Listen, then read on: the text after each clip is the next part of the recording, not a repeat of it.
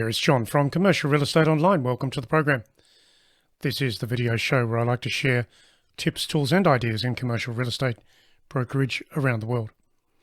The video today is all about developing your own sales plan. So before we go further, I'm going to just show you the website, because at the website you can get plenty of tips, tools and ideas in commercial real estate right there. So that is the website, commercial-real-estate-training.com. Now, this particular topic, which is all about your sales plan, you can get an article about that at the website as well and print this article off, which is Practical Sales Planning Strategies for Commercial Real Estate Brokerage. So check that out. And now we'll go into the matrix and I'll run you through all of the issues to help your sales plan in brokerage today.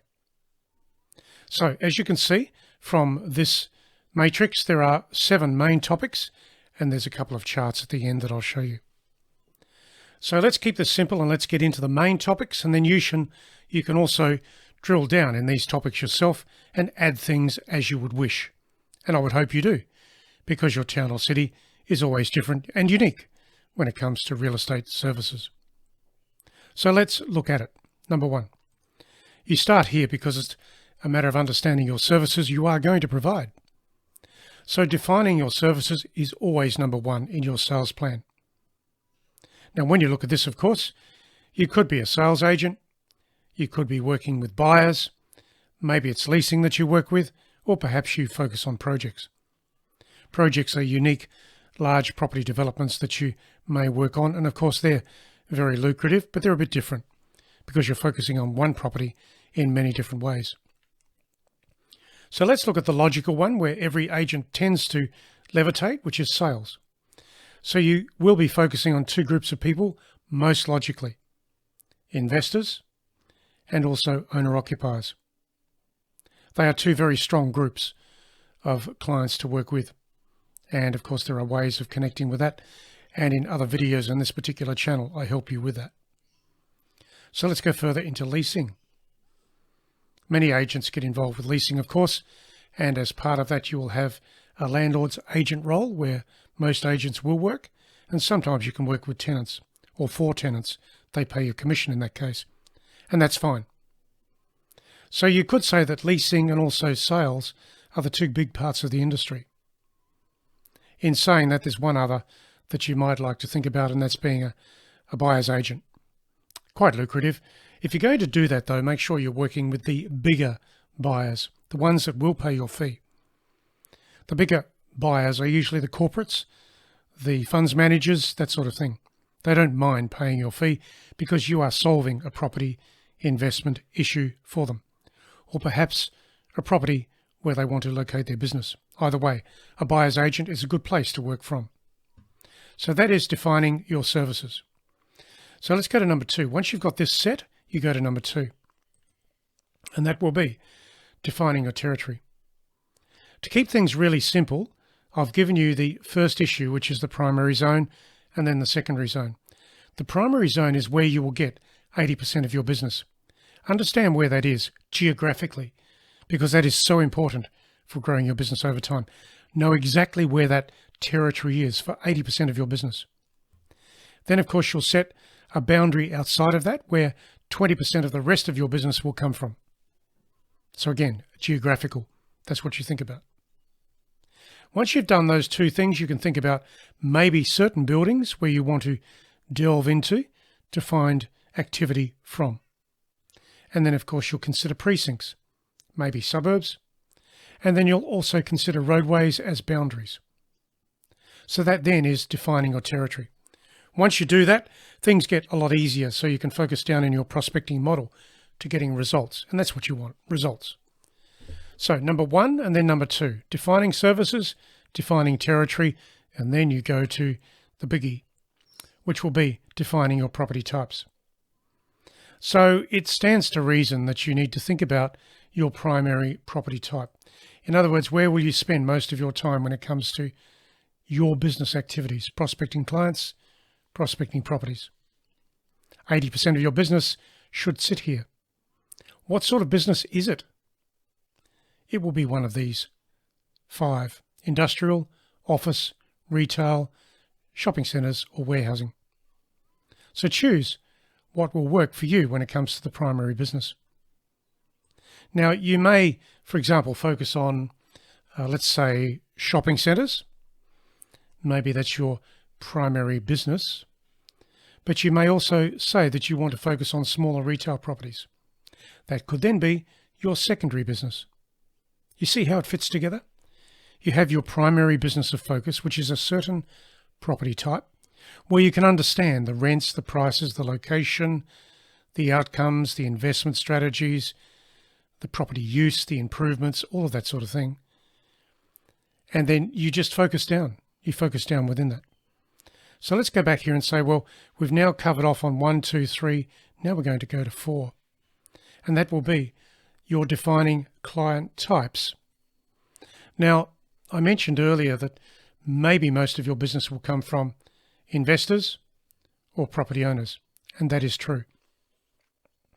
There are some other groups to think about, and they could be the corporate groups in your town or city, the franchise groups, maybe some private investors, funds managers, that sort of thing, and some retailers. So your client types will be one or more of these. Predominantly maybe investors or owner-occupiers or both, but then you'll have some others to think about. Number 5, setting targets. Now there's lots of things here to work through. When you set targets, you can understand how you are progressing, because these things that I mention here now actually go to the next step, which is tracking and measuring, which I'll get to in a moment. So setting targets, the numbers of clients that you want to work with, typically over 300 and about 600, that would be good. Commissions, the size of the commission that you would like per transaction, and obviously the commissions you want to earn per month. Don't go for the small deals, go for the bigger deals, because it makes your life a lot easier. 2 or 3 big deals will bring in big commissions, as opposed to 12 or 15 smaller transactions. The choice you make here will help you understand how much work you're going to get involved with when it comes to listings, inspections, prospecting, all of that. So those 2 things lead to your database. You should have one of those. I'll talk about database in another video because I've got special comments in regards to that to work through. Listings. How many listings do you want each week? Maybe it's 3, maybe it's 4. Maybe 70% of those or 75% of those should be exclusive. Now from that equation, you'll then have some meetings to create each day, maybe 2 meetings per day. You'll have a prospecting model to work with. You'll be monitoring your transactions in sales and leasing, and you'll also have some vendor-paid marketing to think about. It is interesting to know that the amount of dollars you convert to vendor-paid marketing will directly reflect into your inbound inquiry, because vendor-paid marketing and the quality of the advertisements around that will give you greater inquiry. Interesting, isn't it? A lot of agents monitor the VPA, vendor-paid marketing, on a monthly basis. And each month they could be bringing in sort of $50,000 to $100,000 worth of vendor-paid marketing. And that produces a huge amount of inquiry. And that then reflects in matching people to properties, better transactions, better clients, inbound inquiry. It just makes your job a lot easier. That's why vendor-paid marketing is so important.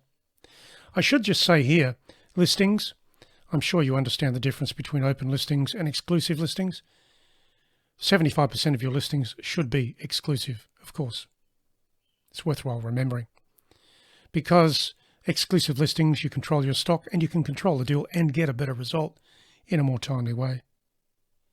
Okay, so we go from number 5, tracking those things, to number 6, which is all about tracking and measuring. So you watch those other numbers that I've just mentioned. You watch them daily, weekly, and monthly. There, that will tell you how you're going. These other things, quarterly and annually, are more about goals. But these things here are about actually getting results. So these 3 are results, timely, today, things that you can track and shift and change. Consistency here will help you boost your business. These things over here, quarterly and annually, are just simply about maybe budgets or targets. Of course, eventually these three things will lead to these two. So just remember that. Marketing method. Okay, all of these work. Which ones you use is up to you. Outbound telephone calls, a very big way of building your business, a great way. Area canvassing by buildings, streets, precincts. A card drop, when you're out in an area, drop your cards into businesses. Direct mail, that works. Small amount of direct mail, no more than 4 or 5 a day. Email is useful, but most people don't respond to emails unless they want to. Brochure drop is good. Referrals with current clients in your list is good, and repeat business. Now let's go to number 8. It's all about the charts. I've got some charts here, and I just want to refer you to one particular article, which is a painless daily sales plan for brokers. I've got a chart here that you probably should copy off, and it's that one there, which will help you with your activities in your location. And as part of that, whilst you're there, listen to this podcast. Okay, so now I want to take you back to certain articles in the website which will help you with all of these things that I've just shown you. So let's go back to number 7, marketing method. This particular article here at the website you should print. It will tell you how you can achieve marketing excellence in your activities in brokerage. So go to the website, get that, print that, and it will refer to these things that I've taken you through. Now let's go to number 6, tracking and measuring. I've chosen this article here to help you with tracking the right things. It will help you. You can print the article off, of course, and that's what I'd like you to do. So that's the article relating to this particular topic. 17 essential goals you can work through. Now, I've given you 5 here, but this is a very deep article to take you into the really important issues to build your business around. Let's go down to number 5, setting your targets. This particular article here will help you with your targets in brokerage. Again, print it off. A collection of action targets that will give you market traction. And isn't that what it's all about? Number 4, to help you with your client types, this particular article will help you work with VIP clients. And you should have a short list of 20 VIPs in addition to the other people you know. No more than 25 VIP clients. That's how it works. Go back to number 3, and that is defining property types.